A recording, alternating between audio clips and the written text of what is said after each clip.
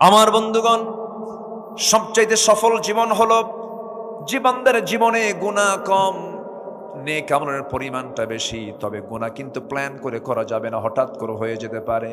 কিন্তু হঠাৎ করে হয়ে যাওয়ার সঙ্গে সঙ্গে ভালো বান্দা যারা চোখের পানি ফেলে দিয়ে আল্লাহর কাছে বলবে, আল্লাহ আমারে মাফ করে দাও। রাত যখন গভীর হয়ে যাবে কি করবে? ওয়াল্লাযীনা ইয়াবিতুনা লিরাব্বিহিম সুজদান ওয়া কিয়ামা ওয়াল্লাযীনা ইয়াকুলুনা রাব্বানা ইসরিফ আন্না আযাবা জাহান্নাম ইন্না আযাবাহা কানা গরামান ইন্নাহা সাআত মুস্তাকাররান ওয়া মুকামা। জোরে বলুন আল্লাহু আকবার। রাত যখন গভীর হয়ে যাবে, সব বান্দা ঘুমিয়ে পড়বে। আল্লাহর যারা খুব কাছের বান্দাগুলো তারা করে কি? তারা মনে করে আল্লাহ তোমার জন্য প্রথম আকাশে এসেছেন। কোন আকাশে? রাত গভীর হলে আল্লাহ পাক প্রথম আকাশে চলে আসেন। আল্লাহ আছেন হলো 7 আকাশের উপরে, তিনি চলে আসেন 12টার পরে প্রথম আকাশের কাছে। আল্লাহু আকবার বলেন। কার জন্য আসে? কার জন্য? আমার জন্য। কার জন্য বলেন? আমার জন্য আসেন। এবং তিনি প্রশ্ন করেন, আলা মিন মুস্তাগফিরিন ফাগফির লাহ, কোন ক্ষমা প্রার্থী আছে আমার কাছে ক্ষমা চাবে, আমি তাকে ক্ষমা করে দেব। কি সুন্দর করে আমার আল্লাহ বলেন। এই জন্য আমার বন্ধুগণ, 5 ওয়াক্ত নামাজ তো পড়বই আমরা।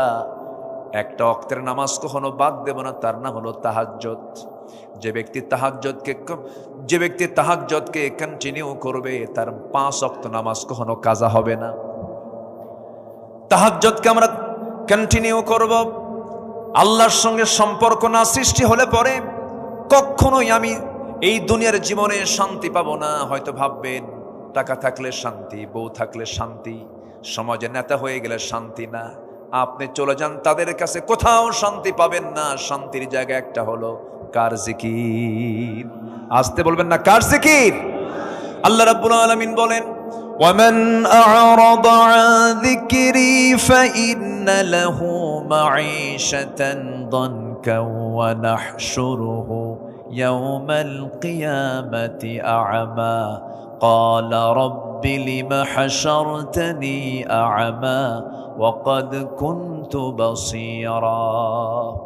এই আয়াতটা আমাকে দারুণ ভাবে ভাবায়। মাঝে মাঝে আমি অস্থির হয়ে যাই। আয়াতটা যখন পড়ি আমার কাছে কেমন যেন লাগে। আল্লাহ পাক খুব শক্ত ভাষায় বলেছেন। আল্লাহ বলছেন, যে বান্দা আমার জিকির থেকে আমাকে স্মরণ না করে যে বান্দা নিজেকে দূরে রাখবে, আমি তাকে কিয়ামতের দিন আমি তাকে অন্ধ করে তুলব, আর দুনিয়ার জীবনটা আমি তার জন্য সংকীর্ণ করে দেব।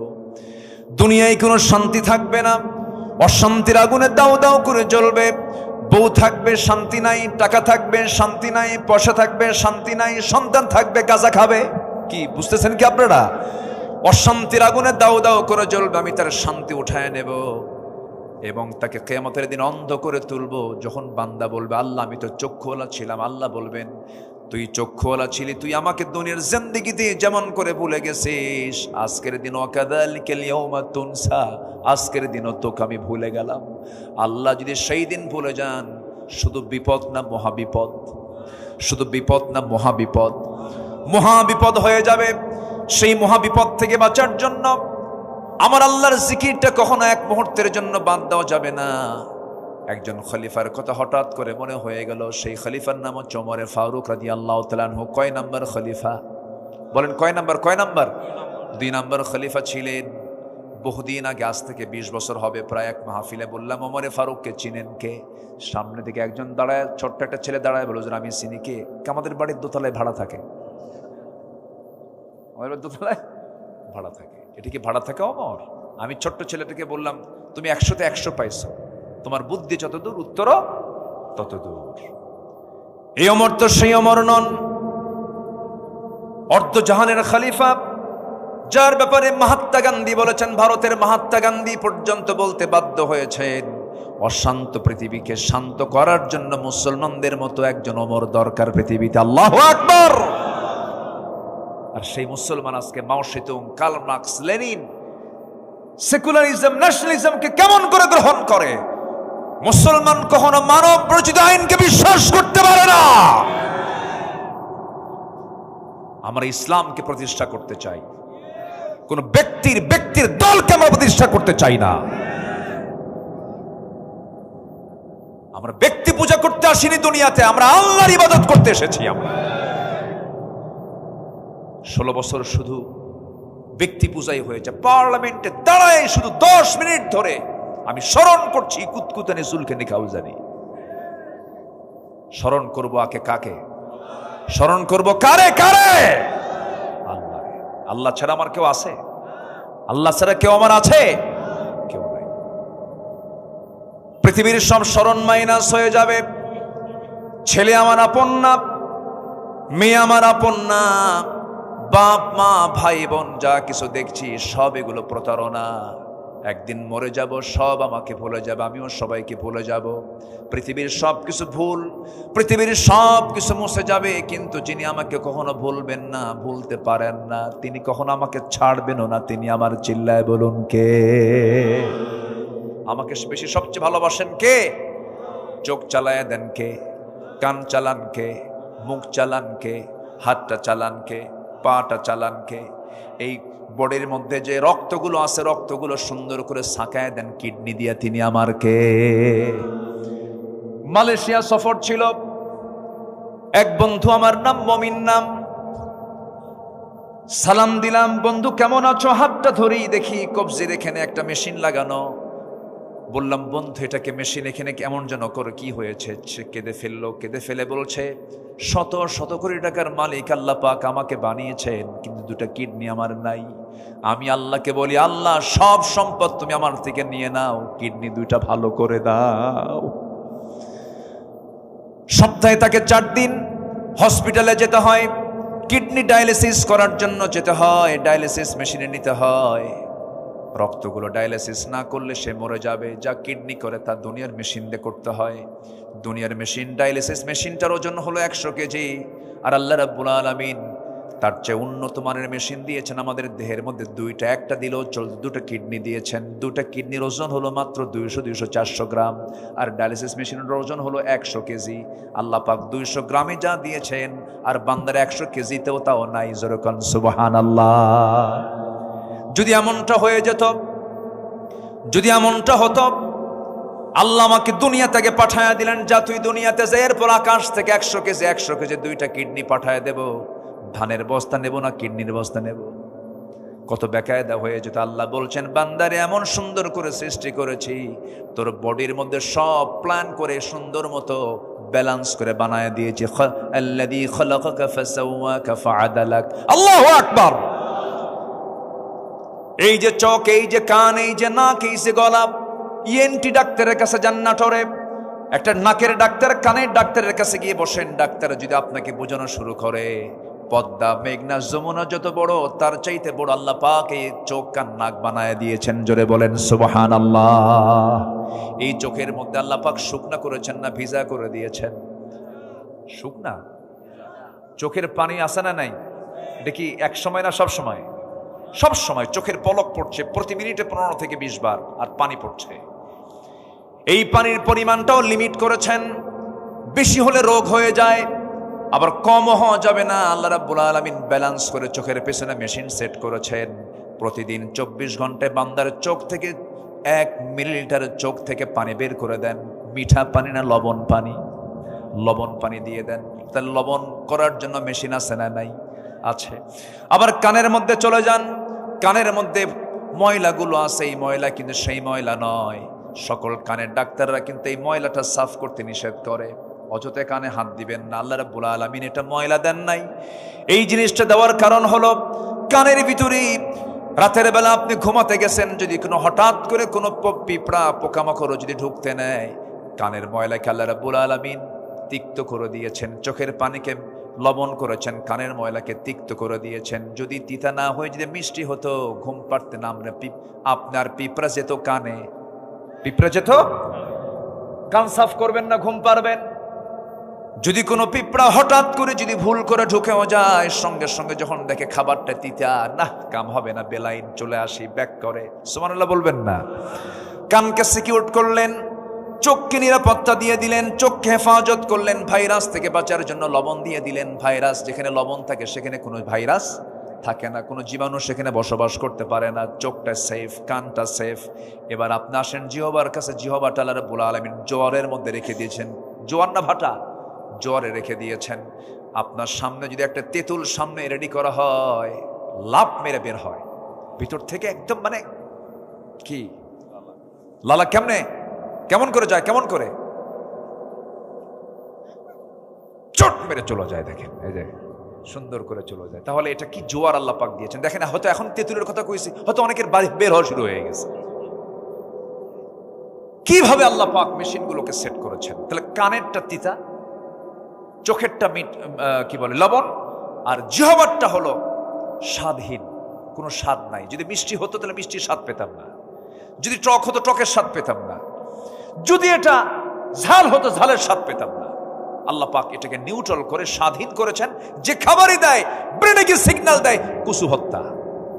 কেউ তো সুবহানাল্লাহ বললেন না। এই যে হাজার প্রকারের স্বাদ আল্লাহ রাব্বুল আলামিন জিহ্বার ভিতরে দিলেন।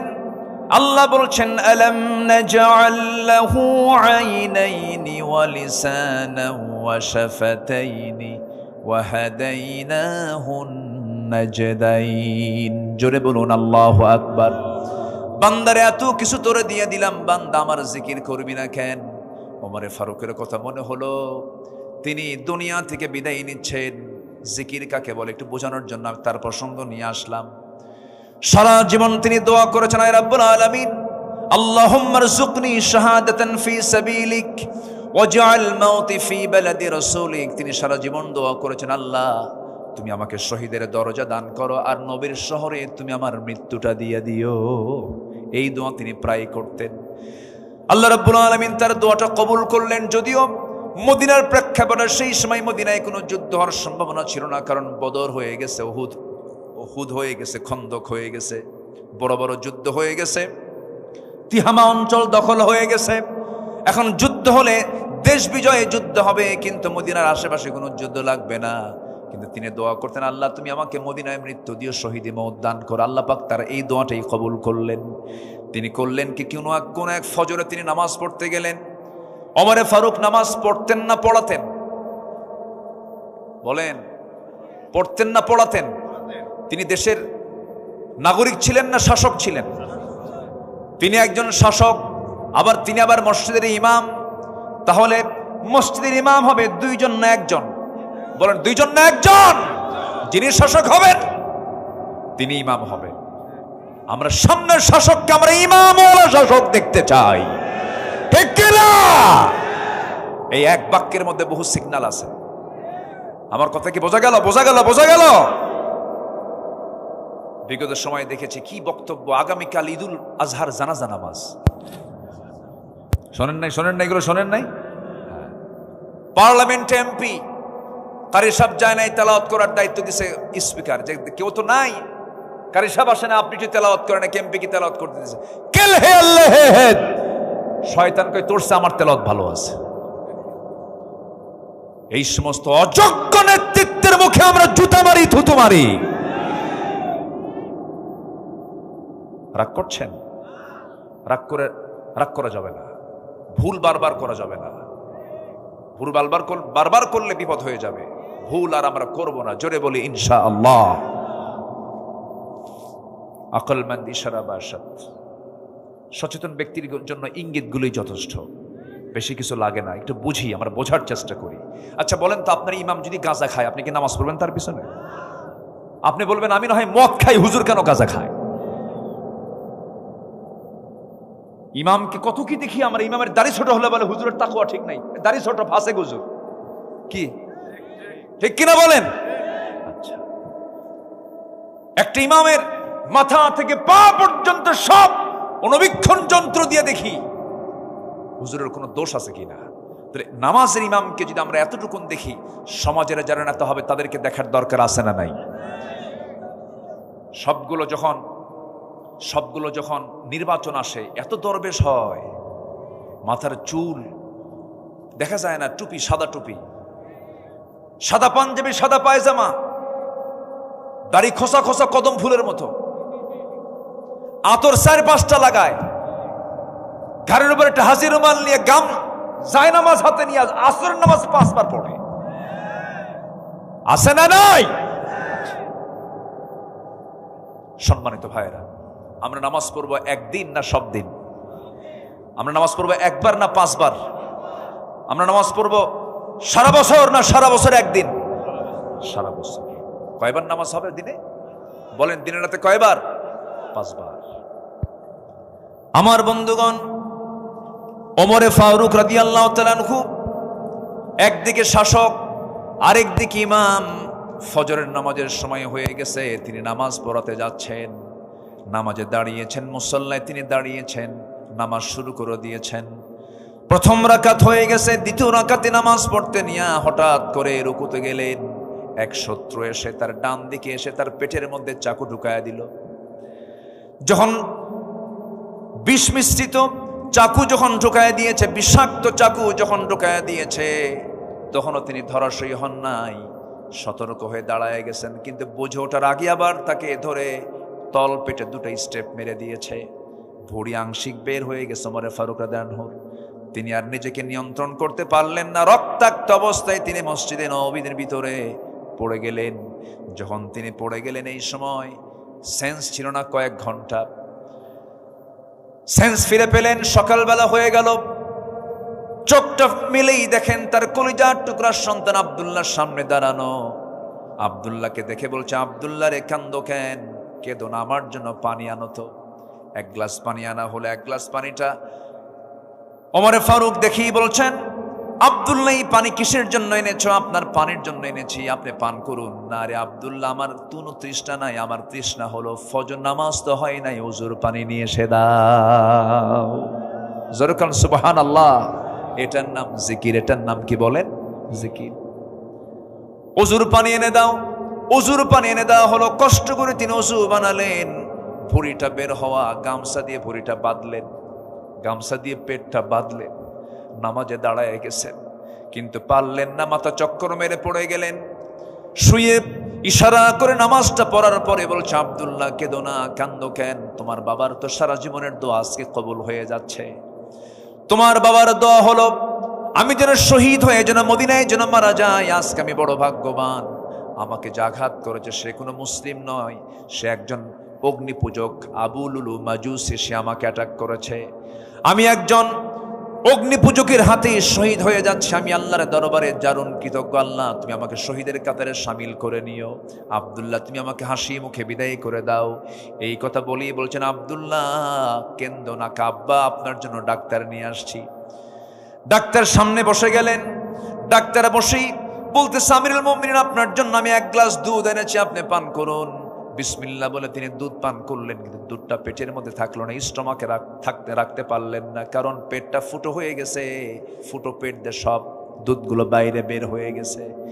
ডাক্তার জিহ্বায় কামড় মেরে বলছেন, ইন্না লিল্লাহ, আমরা কিছুক্ষণের মধ্যে আমরা খলিফাতুল মুসলিমিনকে হারায় ফেলবো, তিনি আর বাঁচবেন না, কোনো উপায় নাই। ওমর ফারুক মুস্কি মুস্কি হাসি মেরে বলছেন, ওরে ডাক্তার, তুমি আমাকে বাঁচাবা কেমনে? তুমি তোমাকে আর বাঁচাতে পারবে না, কারণ নাকের মধ্যে ওমর জান্নাতের ঘ্রাণ পাওয়া শুরু করেছে। জোরে বলেন সুবহানাল্লাহ, আরো জোরে বলেন সুবহানাল্লাহ। সাইয়েদনা ওমর ফারুক রাদিয়াল্লাহু তাআলা আনহু এরপরে বলছেন, আব্দুল্লাহ, আমার জীবনে একটা বড় শখ। 2 বছর আগে আমার হাতে আমার ভাই বকরকে নবীর কবরের পাশে তাকে শোয়া দিলাম। তার কত বড় ভাগ্য, সৌভাগ্য, আমার নবীর পাশে সে ঘুমাচ্ছে। আমার বড় শখ, আমি নবীর পাশে ঘুমাবো, কিন্তু জায়গা তো আমার না। জায়গার মালিক হচ্ছেন আম্মা জান আয়েশা সিদ্দিকা রাদিয়াল্লাহু তাআলা আনহা।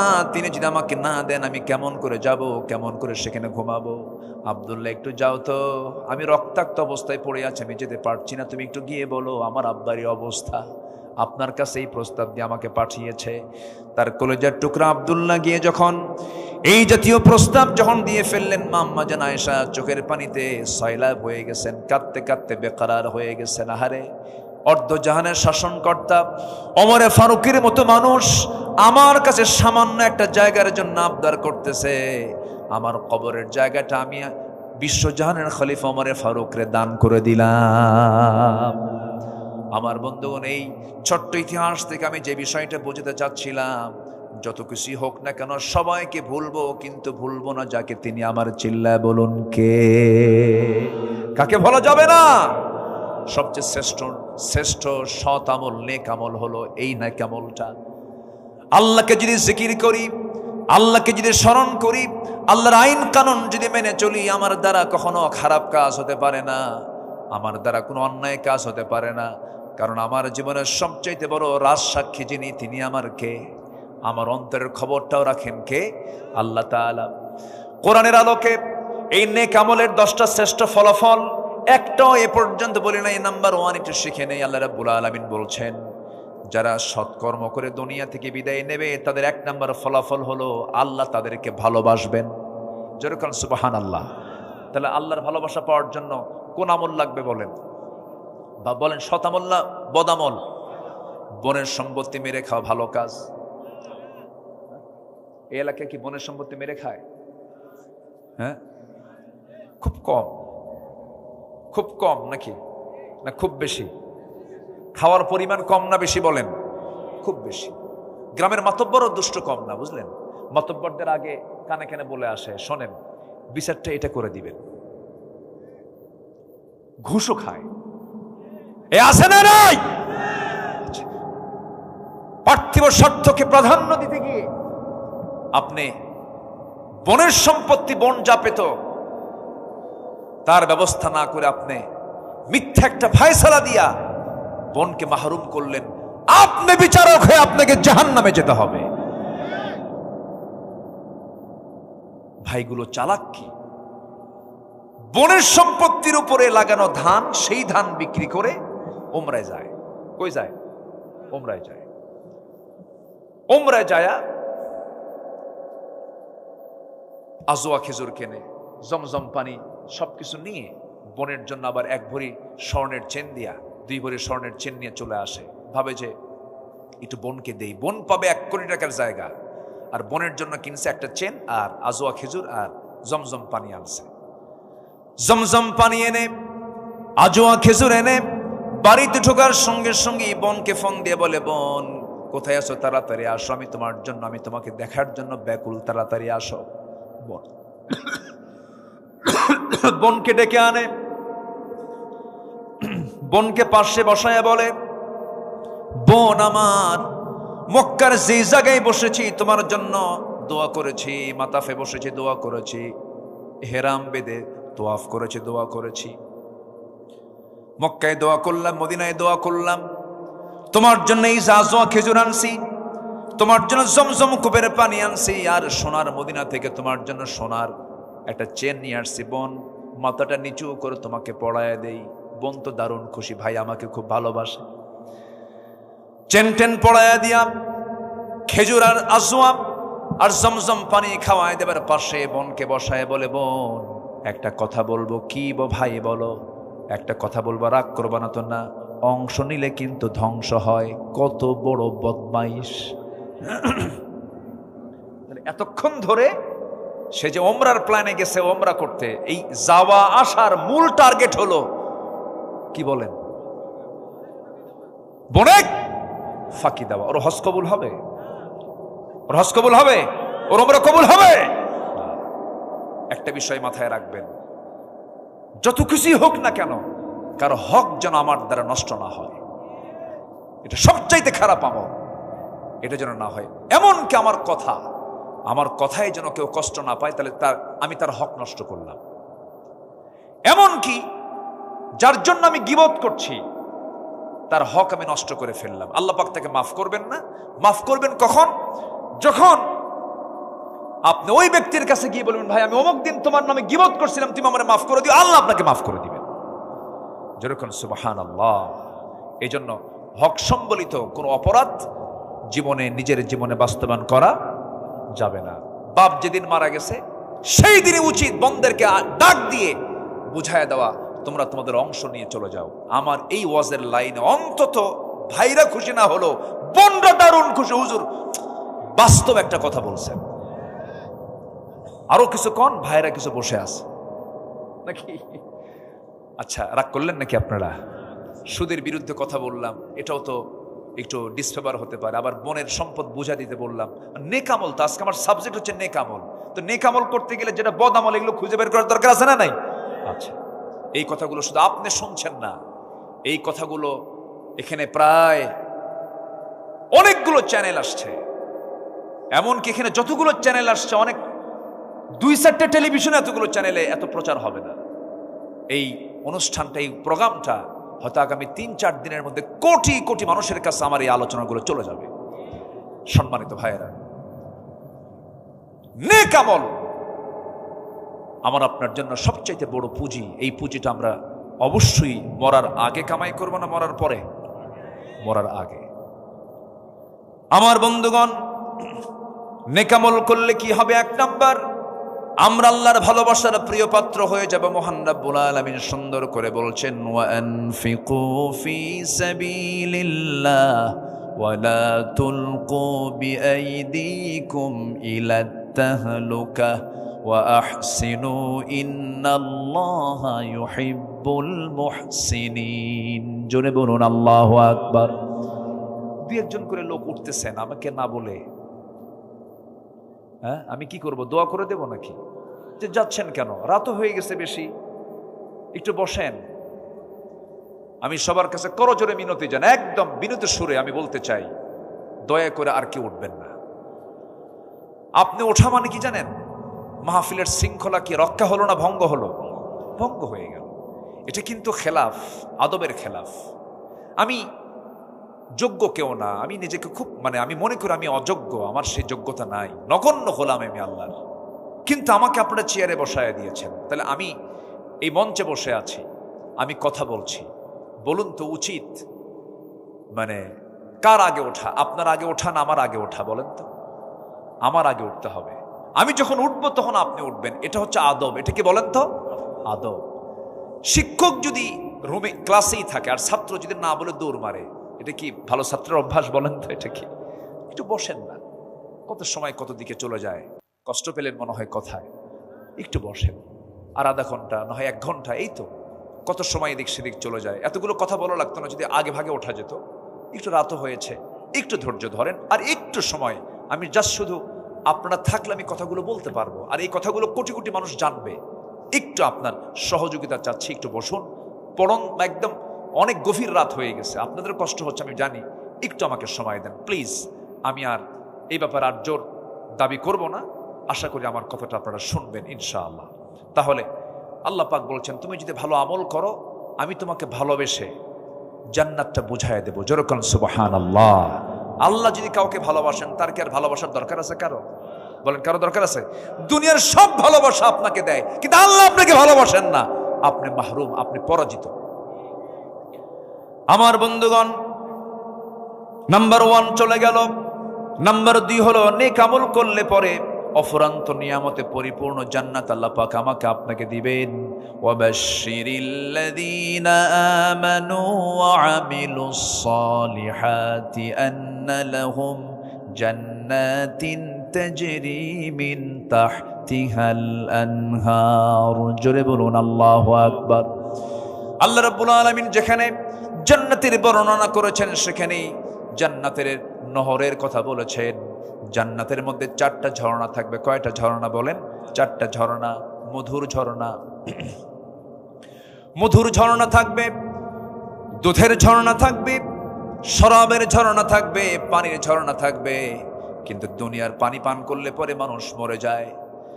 দুনিয়ার পানি, দুনিয়ার শরাব, দুনিয়ার মধু, দুনিয়ার দুধ পান করলে পরে মানুষ দিনে দিনে বুড়ো হয়ে যায়। কিন্তু জান্নাতের যদি মধু, জান্নাতের যদি পানি, জান্নাতের যদি দুধ যদি কোনো বান্দা একবার পান করে, সে কোনোদিন আর জীবনে কোনোদিন মরবেও না, বুড়াও হবে না। জোরে বলুন সুবহানাল্লাহ। কি খাবার আল্লাহ পাক রেখে দিয়েছেন। সবাই কি খাবেন না? এগুলো পান করবেন না? নামাজ না পড়ে? বলেন বলেন, নামাজ না পড়ে? নামাজ পড়ে। হ্যাঁ, দুঃখ লাগে জানেন।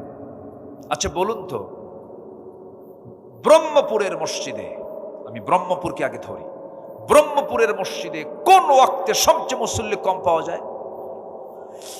বলেন, আপনারা বলেন একটু। ফজরে। থামেন, ফজরে সবচেয়ে কম। বাড়িতে মানুষ বেশি থাকে, বেশিরভাগ মানুষ থাকে কোন সময় বাড়িতে বলেন তো? ওই ফজরে। কি করে? মেরাজে যায়, মেরাজে যায়, ঘুমায়। দুঃখ, এটা কষ্ট, কিন্তু আমি কিন্তু খুব দিলে ধাক্কা দিলাম। আমি আর কিভাবে বুঝাবো বলেন? দিলে ধাক্কা দিলাম। ৬৪,০০০ গ্রামের দিকে তাকান আপনি। পাতিলের ভাত সিদ্ধ হয়েছে কিনা, চাউল সিদ্ধ হয়েছে কিনা গোটা পাতিল চেক করতে হয় না? একটা চেক করলে হয়ে যায়।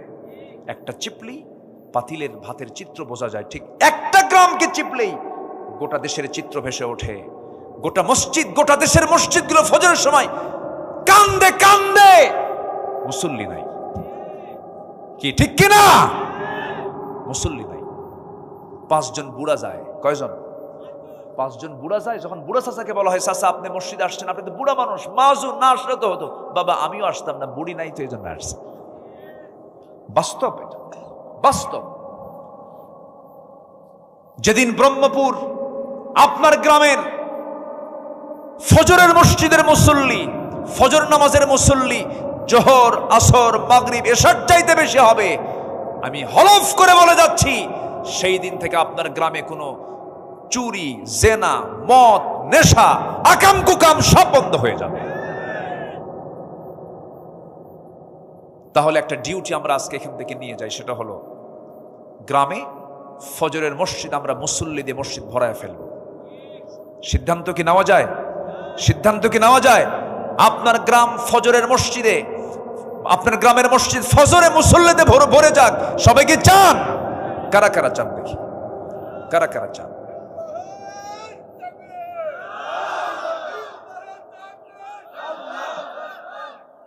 আল্লাহ কবুল করুন। জোরে বলি আমিন। আরো জোরে আমিন, আরো জোরে আমিন। ভাইরে, জান্নাতে যাওয়ার তো একটা পজিশনে আসতে হবে।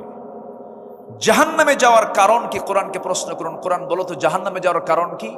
কোরআন ১ নম্বরই বলছে, ক্বালু লাম নাকু মিনাল মুসাল্লিন, যারা নামাজ পড়ে নাই তারা জাহান্নামে যাবে। এবং সবচাইতে বেশি শাস্তি কাকে দেওয়া হবে কোরআন বলো তো? আল্লাহ বলছেন ফাখালাফা মিন বা'দিহিম খালফুন আদাউস সালাহ, যে ব্যক্তি নামাজকে নষ্ট করবে আমি সবচাইতে বেশি শাস্তি আমি তাকে জাহান্নামের মধ্যে দেব। নামাজ কার হক? আসতে বলবেন না, কার হক? এই নামাজ আজকে আমার দেশে মাত্র ৫% মানুষ নামাজ পড়ে। এই ৫% থাকতো না যদি নামাজ রাষ্ট্রীয় পর্যায়ে কায়েম হয়ে যেত, নামাজি হতো ৯৫%। অতএব সেই নামাজ রাষ্ট্রীয় পর্যায়ে কায়েম হোক। সবাইকে চান? চান কারা কারা? হাত উঁচু করে দেখান মুসলমান।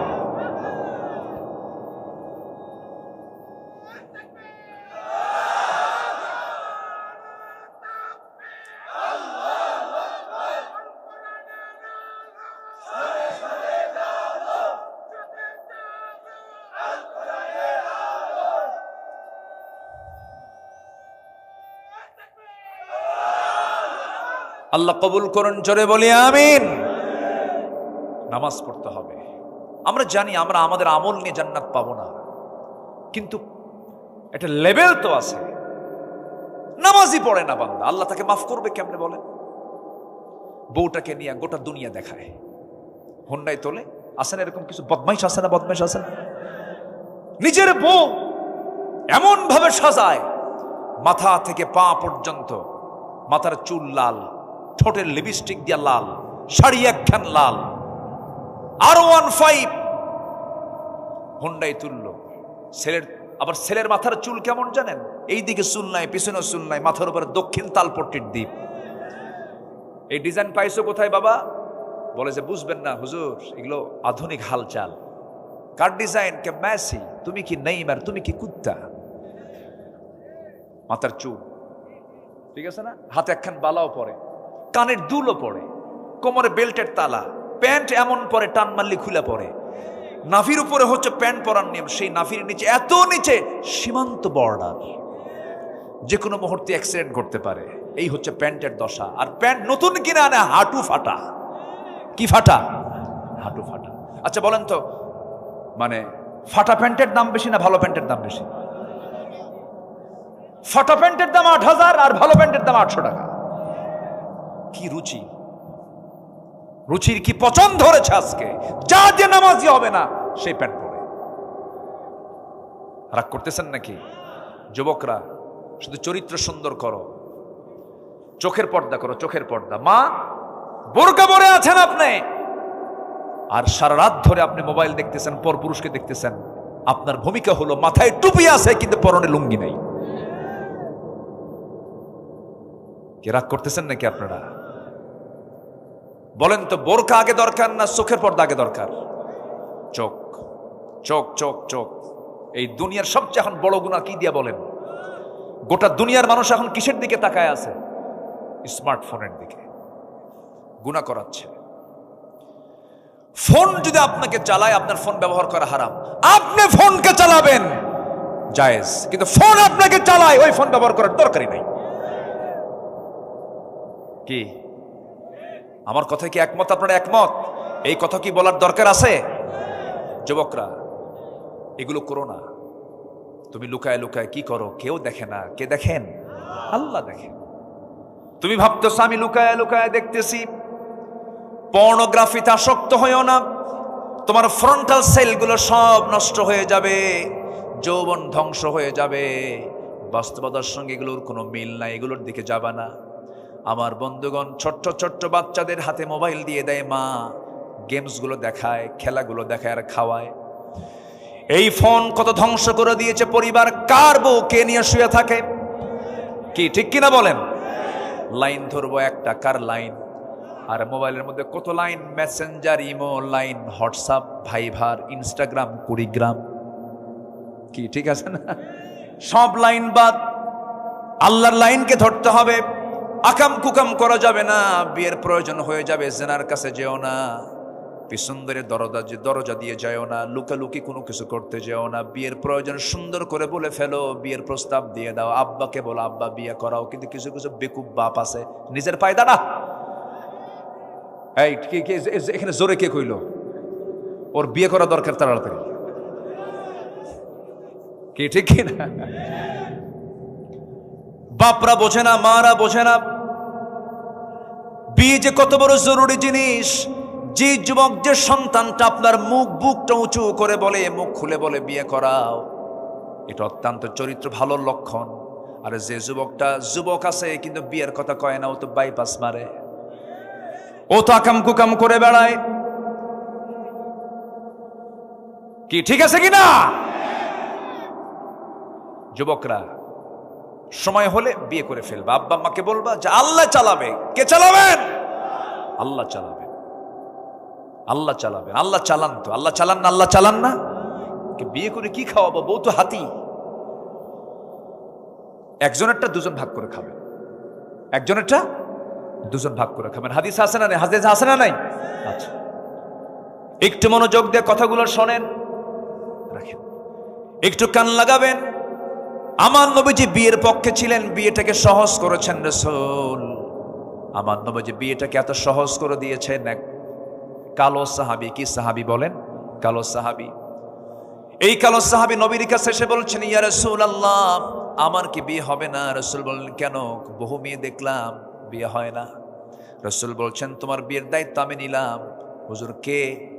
ইবনু ওহাবের মেয়ে আছে, চলে যাও, আমার প্রস্তাব দিয়ে দাও। রাসূল বললেন, সাহাবী বলছেন, না আমি একা যাব না, আমি এমনি এমনি যাব না, দলিল করে দেন। আমার নবীর কাছ থেকে একটা চিঠি লিখিত করে নেওয়া হলো। এই চিঠিখানা নিয়ে মেয়ের বাবার কাছে গিয়ে বলছে, এ মেয়ের বাপ ইবনে ওহাব, এই চিঠিখানা পড়ো, তাড়াতাড়ি ব্যবস্থা করো। দেখছেন কি অবস্থা? মেয়ের বাবা চিঠিখানা পড়লেন, রাসূল চিঠি পাঠিয়েছেন, সম্মানজনক চিঠি। খুব খুশি হয়ে গেলেন। খুশি হয়ে এবার বলছেন, শোনো, আমার মেয়ের কাছে আগে প্রস্তাবটা দেব, আমার মেয়ে যদি পছন্দ করে হয়ে যাবে। এই কথা শুনে, এই কথা বলেই ভিতরে চলে গেছেন। মেয়েটা পাশে দেওয়ালকে সে সব কথা শুনে নিয়েছে। এবার বলছে, মা তোমার জন্য বিয়ের প্রস্তাব এসেছে, যদি পছন্দ হয় বিয়ে হয়ে যাবে। কিন্তু ছেলেটা কিন্তু কালো, মেয়েটা কাঁদতেছে। এবার বলছে, মা তুমি যেহেতু কাঁদতেছো, বিয়ে দেব না। আব্বা বুঝতে ভুল করেছেন, নবী যাকে পছন্দ করেছেন সেই পুরুষটাই হবে আমার স্বামী। ওই মহিলাটা দারুণ সুন্দরী ছিলেন, কিন্তু কালো ছেলে রাসূল পাঠায়া দিয়েছেন, তিনি তাকেই পছন্দ করে ফেলেছেন। আজকের সমাজে কিছু মহিলা আছে একটু সুন্দর চেহারা হলে পরে, স্বামী একটু কালো হলে পরে দেমাগ কম না বেশি? আজ থেকে দেমাগ কম না বেশি? একটু কিছু লাগলেই বলে যে তুমি একটু আয়নার চেহারা দেখো তো, আমার সঙ্গে তোমার যে বিয়ে হয়েছে তোমার 14 গোষ্ঠীর কপাল। আছে কিনা? আছে কিনা? আবার কিছু পুরুষ আছে, বউটা একটু কালো হয়ে গেছে, মনটা খারাপ, নতুন বিয়া করছে, 3 দিন মাত্র বয়স, 4তম দিনে বাচ্চার মতো কান্দে। কান্দিস কেন? সুমনের বউ দেখতে কত সুন্দর, আমার একটা বউ হলো, দেখেন নজর গেছে সুমনের বউয়ের দিকে। আপনার বউ কখনো সুন্দর হবে না যদি আপনার নজর যদি অন্যদিকে যায়, আর আপনার নজর যদি আপনি ঠিক রাখেন, আপনার বউ হবে পৃথিবীর সবচাইতে সুন্দরী নারী। আমার মায়েরা খুব খুশি, ভালো করে রাখেন, ওদের সব নজর ঠিক নাই। আমরা চোখটাকে ঠিক রাখবো, জোরে বলি ইনশাআল্লাহ, আর জোরে বলি ইনশাআল্লাহ। কষ্ট পাচ্ছেন মনে হয়। আমার নবীজির প্রিয় সাহাবী বাইরে দাঁড়ায় আছেন, মীর বাপ এসে বলতেছে, এই সাদ, তোমার কপাল খুলে গেছে, আমার মেয়ে রাজি, আমিও রাজি। আবু সাদ সালমি বলছেন, আমিও তো রাজি। নবীর কাছে গিয়ে বলছে, হুজুর আজকে সফল, সব কিছু ওকে, বিয়েটা পড়ায় দেন। কে টাকা আছে? কে না তো। কে টাকা না থাকলে বিয়ে করবা কেমন? হুজুর টাকার দায়িত্ব দিলে আমার বিয়েই হবে না, অতএব সব যখন আপনি খুলেন, টাকাটা আপনি দেন, বিয়ে আমি করি। যেরকম সুবহানাল্লাহ। চিন্তা করে দেখেন রাসূল বিয়েটাকে কত ইজি করে দিয়েছেন। নিজের মেয়ে ফাতিমা, বিশ্বনবী রাষ্ট্রনায়ক মুহাম্মদ সাল্লাল্লাহু আলাইহি ওয়াসাল্লাম তার নিজের মেয়েকে বিয়ে দিচ্ছেন। একটা জামাই ছিল ধনী, কে বলেন তো?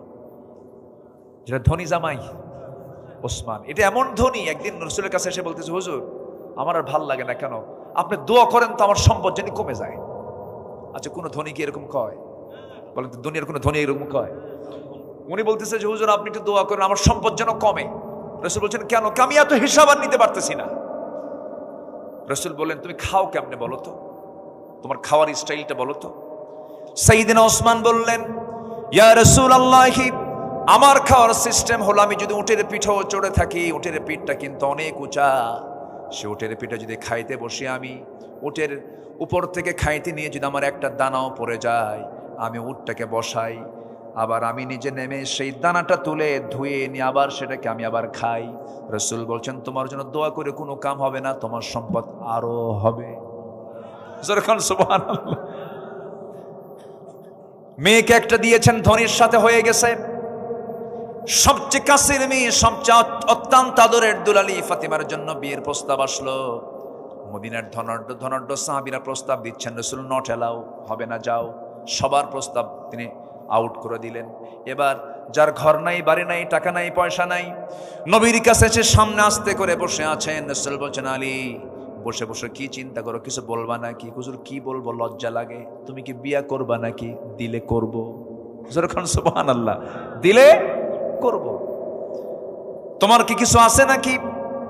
যা আছে আমার হাতের সাথে। কোথায়? এই যে তরবারি, এই যে ঢাল, আর কিচ্ছু নাই ইয়া রাসূলুল্লাহ। আমার নবীজি বলছেন, তরবারি লাগবে যুদ্ধ করার জন্য, ঢাল ছাড়াও যুদ্ধ হয়, ঢালটা বেঁচে আসো। বিশ্বনবী তার সবচেয়ে কাছের মেয়েকে বিয়ে দিচ্ছেন, ঢাল বিক্রি করার টাকা দিয়ে মোহরনার টাকা নির্ধারণ করবেন। ঢাল বিক্রি করতে গেছেন, ঢাল বিক্রি করতে গিয়ে কোনো কাস্টমার পান নাই, সামনে দাঁড়ায় আছেন সকালবেলা ওসমান রাদিয়াল্লাহু তাআলা আনহু। আলী তুমি কেন আসছো? ঢাল বিক্রি করব। কেন? বিয়া কার সাথে? আপনার শালীর সাথে। সুবহানাল্লাহ বলবেন না? খুব খুশি হলেন, দাও। ঢালটা নিলেন, টাকাটা দিলেন। কিছুক্ষণ পর কিছু দূর যেতে না যেতেই বলছেন, আলী এইদিকে আসো, যোদ্ধার হাতে কি ঢাল না থাকলে মানায় নাকি? ঢালটা তোমাকে দিলাম আর টাকাও তোমাকে আমি দান করে দিলাম, যাও।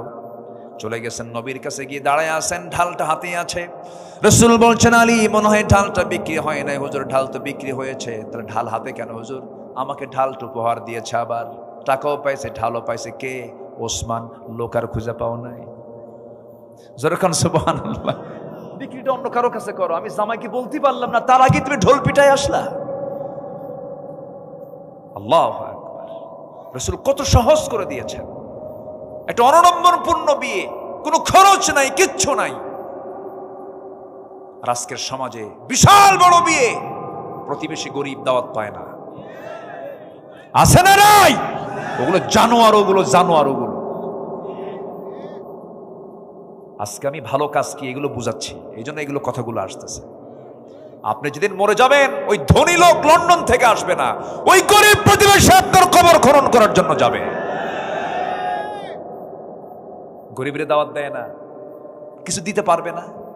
বিয়েতে নেবেন কেন আপনি? বিয়েতে কিসের উপর ঢোকন নেবেন আপনি? যে বিয়ের টার্গেট থাকে আমি খরচ তুলবো, ওই অলিমা করার দরকার নাই। ঠিক আছে কিনা বলেন? হিসাব করে খরচ কত, উঠবে কত, দেখছেন? আছে কিনা, আছে কিনা, আছে কিনা, আছে কিনা? উচিত কি জানেন? বিয়ের অনুষ্ঠান যারা করবে কার্ডে লেখা উচিত বিশেষ দ্রষ্টব্য। বিয়ের অনুষ্ঠানে আসবেন, অলিমাতে আসবেন, বিশেষ দ্রষ্টব্য, কিচ্ছু উপঢৌকন নিয়ে আসবেন না, সব অনুষ্ঠান বন্ধ হয়ে যাবে। হ্যাঁ, কার মন খারাপ হবে? ও আচ্ছা আচ্ছা, না না, এটাই বরকত। এটা কি বলেন, এটা কি বলেন? বরকত। রাগ করতেছেন নাকি আপনারা? আলোচনা চালাই, কষ্ট হচ্ছে নাকি আপনাদের? ওমর কি বলে, আমার নবীজির সামনে আলী বলছেন আলী বিয়ে হয়ে যাবে, ভিতরে গিয়ে বলছেন মা আমি একটা ছেলে ঠিক করছি, তুমি কি পছন্দ করো? আপনার পছন্দে আমার পছন্দ। আল্লাহু আকবার বলেন। আর এখনকার মেয়ের বাপরা বলতে পারে কাব্বা তুমি বোঝো কিছু?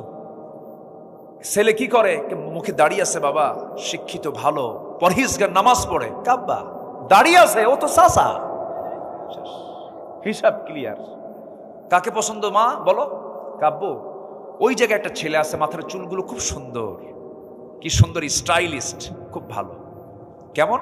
ওই যে ওই মার্কা চুল, হাঁটু ফাটা প্যান্ট। আব্বা মাঝে মাঝে একটু বোতল খায়, বোতল আছে না নাই? ইয়াবাখোর, গাঁজাখোরকে পছন্দ হয়, ঠিক কিনা? যুবকরা চরিত্র সুন্দর করো, ভালো বউ পাবা। আর চরিত্র কুত্তার মতো করবা, জানোয়ার একটা আসবে তোমার কাছে। রাগ করতেছ? এগুলি দরকার কথা, এগুলি প্রয়োজন। জীবনটাকে সুন্দর করে সাজাবো, জোরে বলি ইনশাআল্লাহ। নবীজি মেয়েকে বিয়ে দিলেন, বিয়ে দিয়ে বলছেন মা স্বামীর ঘরে যাচ্ছ, মৃত্যুর দিন পর্যন্ত একটা নালিশ যেন আমার কানে না আসে, যাও। আর এখনকার মেয়ের বাপরা কি কয়, তুই যা, কিছু হলে খেলে ফোন দিবি, খাইয়া ফালাবো।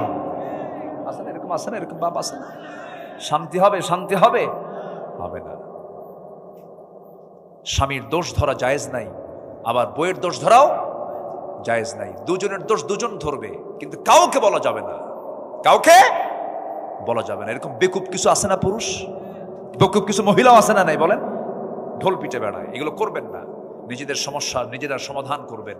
আপনি এবং স্ত্রী, আপনার দুজন একটা পৃথিবী, একটা পৃথিবী সুন্দর করে মিলায়া নিবেন। আলহামদুলিল্লাহ বলেন। ওমর ফাতিমা রাদিয়াল্লাহু নামাজ পড়ছেন একদিন নবীর সামনে বসে বসে। রাসূল বলছেন ফাতিমা বসে বসে নামাজ পড়ো কেন, কম বয়সী? কাব্বা আপনারা বলেছেন স্বামীর বিরুদ্ধে কোনো নালিশ দেওয়া যাবে না, আমার জামাটার পিছনে ছেঁড়া তালিযুক্ত, আপনি যদি দেখেন আপনার মন খারাপ হতে পারে, এই জন্য বসে বসে তালি দেখাবো না, এই জন্য বসে বসে নামাজ পড়তেছি। আল্লাহ তুমি আমার এলাকার মাদেরকে কবুল করো, জোরে বলি আল্লাহুম্মা আমিন। আমার মা বোনদেরকে দাদির মতো বানায় দাও। আমার দাদিরা ভালোই ছিল তো, আমার দাদিরা ভালো ছিল না? আমার দাদিরা ঘুম থেকে উঠতো ফজরে, আর এখন ভাবির ওঠো ঘুম থেকে 11টার দিকে, সব উল্টা পাল্টা, সারা রাত ধরে ওই যে কি দেখে। আমার বন্ধুগণ, ওই সাহাবী নবীর কাছে আসলেন, রাসূল বলছেন সাদ চিন্তা করো না, তোমার বিয়ের ব্যবস্থা হয়ে যাচ্ছে, তোমার বিয়ের সব ফয়সালা করে দিচ্ছি আমি। 200, 400 দিরহাম দুজন সাহাবীর কাছ থেকে নিয়ে বলেন বাজার করে আসো। বাজার করতে গেছেন, বাজার করা শুরু করেছেন, এমন সময় তার কানে সংবাদ আসলো, সাদ তুমি বিয়ের বাজার করতে আসছে, তুমি কি জানো যুদ্ধের ডাক কিন্তু আসছে। সঙ্গে সঙ্গে সাদ করলেন কি, বিয়ের বাজার বন্ধ করে তিনি যুদ্ধের বাজার করলেন, ঘোড়া কিনলেন, তরবারি কিনলেন, যুদ্ধে চলে গেলেন, শাহাদত বরণ করলেন। বিয়ার হলো না। নবীর কানে সংবাদ আসলো হুজুর সাদ তো দুনিয়াতে নাই। কোন সাদ? যে সাদের বিয়ের কথা গতকালকে ছিল। আমার নবীজি দৌড় মেরে চলে এসে তার লাশটা দেখলেন, মস্তকটা ছিটকে পড়ে আছে, চুলগুলো লম্বা লম্বা, রক্তাক্ত চেহারা হয়ে আছে। রাসূল তার দিকে তাকায়, একবার হাসেন একবার কাঁদেন। সাহাবীরা বলছেন হুজুর আপনি এমন করছেন কেন? রাসূল বলছেন আমি সাদের ব্যাপারে আমি এই জন্য কান্দি। আমি সাদের সব আয়োজন সম্পূর্ণ করলাম, কিন্তু সাদ তো বিয়ে করতে পারলো না, এই জন্য কান্দি। আর সাদের দিকে আমি তাকাই, এই জন্য হাসতেছি। আমি আমার নিজের চোখে দেখতে পেতেছি জান্নাতের হুররা তাকে টানাটানি করে জান্নাতের দিকে নিয়ে চলে যেতেছে। জোরে বলেন সুবহানাল্লাহ, আরো জোরে বলেন সুবহানাল্লাহ। আমার ভাইয়েরা, কথার তো কোনো থা নাই, বহুদিকে কথা চলে যায়। সবচাইতে বড় বিষয় হলো আমার জীবন থেকে হারাম কাজগুলোকে আমরা মাইনাস করব, হালাল কাজগুলোকে ইনক্লুড করব, হারাম কাজগুলোকে মাইনাস করে ফেলবো। ভালোবাসবেন কে? আসতে ভালোবাসবেন কে? আমরা কি জেনার পক্ষে না বিয়ের পক্ষে? সুদের পক্ষে না জাকাতের পক্ষে? বলেন বলেন বলেন, কিসের পক্ষে? জাকাতের পক্ষে। বেনামাজ না নামাজ? বেনামাজ না নামাজ? সুদ না জাকাত? ভালো কাজের দিকে আমরা নিজেকে প্রস্তুত করে ফেলবো। আল্লাহ সৎকর্মের ফলাফল হলো 10টা, 2টা চলে গেল। সৎকর্মের মাধ্যমে গুনাহ মাফ হয়ে যায়। গুনাহ কি হয়ে যায়? মাফ হয়ে যায়। নাম্বার 4 হলো আল্লাহর তরফ থেকে পবিত্র জীবনের সুসংবাদ হয়। পবিত্র জীবন কাকে বলে? পবিত্র জীবন তো তার যে জীবনকে আল্লাহ রাব্বুল আলামিন জান্নাতের জন্য প্রস্তুত করেছেন। জোরে বলেন সুবহানাল্লাহ। মান আমিলা সালিহাম মিন যাকারিন আও উনসা وهو مؤمن فلنحيينه حياة طيبة। জোরে বলুন আল্লাহু আকবার। নাম্বার 5 হলো মহান আল্লাহর রহমত প্রাপ্তির সুসংবাদ। নেক আমল করলে পরে আল্লাহ পাক রহমত দিয়ে ধন্য করবেন। আমরা কি হিসাব দিয়ে জান্নাত পাবো নাকি? হিসাব দিয়ে জান্নাত পাবো? রহমত দরকার কার? কার রহমত দরকার? আল্লাহর রহমত দরকার। একটা ছোট্ট ইতিহাস মনে পড়ে গেল। আমার নবী ইতিহাসটা সাহাবায়ে কেরামের সামনে একদিন বলছিলেন। সাহাবীদেরকে বলেন, ও সাহাবীরা বলবো নাকি? হুজুর বলেন। রাসূল বলছেন, বনি ইসরাইল যুগে 3 যুবক তারা কোন এক সফরে বের হলো। হঠাৎ করে তাদের সামনে বিশাল বড় ঝড় শুরু হয়ে গেল। সেই ঝড়ের কবলে পড়ে গেছেন এই 3 যুবক। পাহাড়ি এক গর্তের মধ্যে গিয়ে তারা আশ্রয় নিল। পাহাড়ি ঢলটা এত তীব্র থেকে তীব্রতর হলো যে উপর থেকে একটা বড় পাথর এসে ওই গুহার মুখে আটকে গেল। গুহার মুখে আটকার সঙ্গে সঙ্গে পাথরটা এত বড়, নড়ার কোনো কায়দা নাই, মরা ছাড়া কোনো উপায় নাই। ওই সময়ে 3 যুবক আল্লাহর দরবারে 3 দিক হয়ে রোনাজারি করতে করতে বেকারার হয়ে যাচ্ছেন। রাসূল বললেন, এক যুবক দোয়া করে, আল্লাহ আমার কাছে একজন লেবার কাজ করতে এসেছিল সকাল থেকে সন্ধ্যা পর্যন্ত, কিন্তু আমি তাকে তার পেমেন্টটা দিতে পারি নাই। বহুদিন পরে সে আমার কাছে আসলো, আমি তার টাকাটা আমি ফেলে রাখি নাই, তার টাকা দিয়ে একটা ছাগল কিনেছি। ছাগল পাল হয়ে গেছে, অনেকদিন পর আসার পর আমি তাকে টাকা না দিয়ে আমি তাকে ছাগল পালটাই দিয়ে দিয়েছি। আমানত রক্ষা করেছে। আল্লাহ এই ওসিলায় তুমি আমাকে এই বিপদ থেকে বাঁচাও। ওই পাহাড়ের গুহার মুখ থেকে পাথর কিছুটা সরে গেল। জোরে বলেন সুবহানাল্লাহ। আরেক যুবক দোয়া করে, আল্লাহ চাচাতো বোনের ঘরে ঢুকেছি, আমি জিনা করব। চাচাতো বোন আমাকে প্রস্তাব দিয়েছে, আমি তার প্রস্তাবের সম্মতি দিয়েছি। কিন্তু হঠাৎ করে চাচাতো বোনের আমি যখন রুমে ঢুকে তার 2 উরুর মাঝখানে বসেছি, জিনা করব। এমন সময় বোনটা আমাকে স্মরণ করে দিল, ও ভাই জিনার কাজে লিপ্ত হয়েও না, আল্লাহ কিন্তু দেখছেন।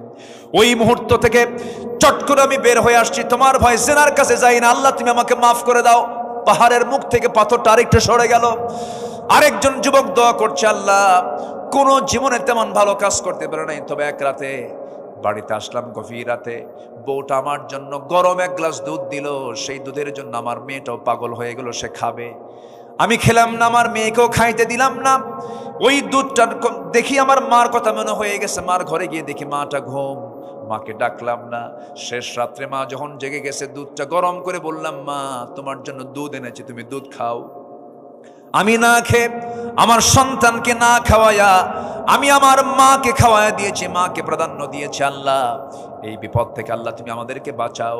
এই 3 যুবকের এই প্রার্থনা আল্লাহ রাব্বুল আলামিন মঞ্জুর করে নিয়া সেই পাহাড়ের মুখ থেকে পাথরটা সরায় দিয়ে এই মৃত্যুর হাত থেকে তাদেরকে রেহাই দিয়ে দিলেন। জোরে বলেন সুবহানাল্লাহ। কয়টা শিক্ষা বলেন? 3টা নেক আমল, একটা হচ্ছে আমানত, একটা কি বলেন? আমানত। নাম্বার 2 হলো পিতামাতার খেদমত। বাপ বড় না মা বড়? হ্যাঁ, কার দাম বেশি? বাপের দাম বেশি না মায়ের দাম বেশি? ভালো করে কন। বাপ মা নামাজে দাঁড়াইছে, ইমামকে আর মুসল্লিকে? ইমাম কে হবে? তাহলে বাপ ইমাম, এখানে তাহলে বাপ আগে। বিচার হবে, ছেলে মেয়ের বিষয় নিয়ে বিচার হবে। বাড়িতে বৈঠক পারিবারিক, বিচারের চেয়ারে বসবে কে? বাবা বিচারের চেয়ারে বসবে, বাবা ইমাম হবে। তাহলে কে কে বড়? হ্যাঁ, এখন বাপ হয়ে গেছে আবার। বলেন কে বড়? বাপ বড়। বুঝতে ভুল, আমরা বাপ না, আমরা বাপ তো, আমাদের পক্ষে কথা বলবো না কেন আমরা? বলেন কে বড়, কে বড়? না, বাপ বড়। আবার কয় মা, বাবা বড় তো, বাবার মর্যাদা বেশি, মায়ের হকটা বেশি, মায়ের হক বেশি। মায়ের কি বেশি বলেন? হক। কিন্তু মর্যাদার দিক থেকে কে? বাবা বড়। মা যদি বলে তোর বউকে তুই তালাক দে, তোর বউ চলবে না, এটা ভালো না, মায়ের কথাকে আইন মনে করা যাবে না। কিন্তু বাবা যদি সচেতন, কোনো বাবা যদি বলে তোর এই বউ দিয়ে কাজ হবে না, সত্য চিন্তা করে যদি বলে, সন্তান যদি বাবার কথা শোনে, গুনাহ হবে না। কারণ তিনি আইন, তিনি বিচারপতি। তিনি কি কথা কি বুঝতেছেন? এরকম ঘটনা আছে না নাই? ইব্রাহিম আলাইহিস সালাতু ওয়াস সালাম তার ছেলেকে দেখতে গেছেন, ছেলে নাই, ছেলে বউকে বলেন কেমন আছো? ভালো নাই, শুকরিয়া নাই, আদায় নাই, আল্লাহ শুকর নাই। সাইয়েদনা ইব্রাহিম আলাইহিস সালাম বললেন, তোমার স্বামী যখন আসবে ঘরে, বলে দেবে আসামাত্রই যেন ঘরের চৌকাটটা পাল্টায় নাই। মহিলা ভাবছে মনে হয় ঘরের কোন দরজার চৌকাট। কথা বোঝেন নাই? আসার সঙ্গে সঙ্গে বলছে, একজন বুড়া লোক আসছিল, কি বলে গেছে? চৌকাট পাল্টাতে। নবীদের তো নবুয়ত সুলভ কথা।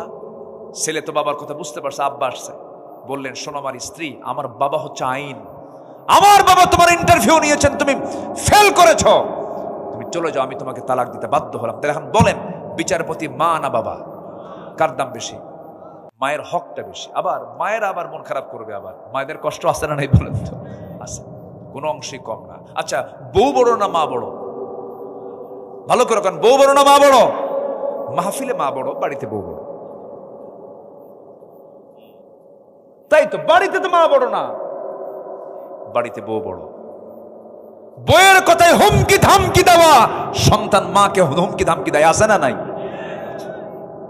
এগুলো করা যাবে না, এগুলো বদামল। জাহান্নাম যেতে হবে। কোথায় যেতে হবে?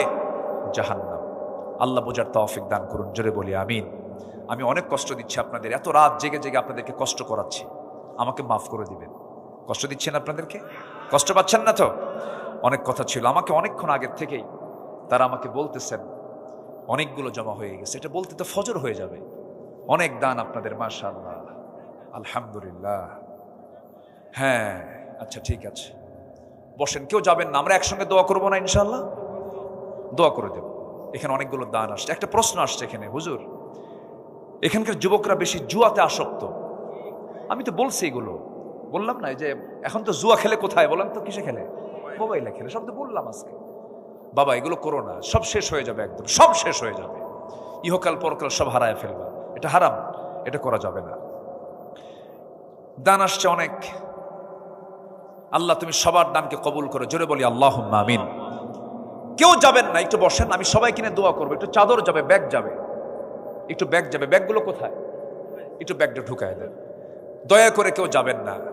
আমার শেষ কথাটা একটু রক্ষা করার চেষ্টা করবেন। চাদর যাচ্ছে, ব্যাগ যাচ্ছে, যে যা পারি আমরা সবাই দেবো। জিকির করেন সুবহানাল্লাহ আলহামদুলিল্লাহ লা ইলাহা, আরো জোরে সুবহানাল্লাহ আলহামদুলিল্লাহ।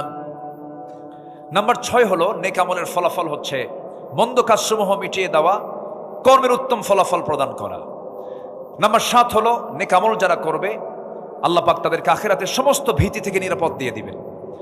নাম্বার 8 হলো আখিরাত সুখ স্বাচ্ছন্দ্যময় জীবন একটা প্রাপ্তি হবে তার।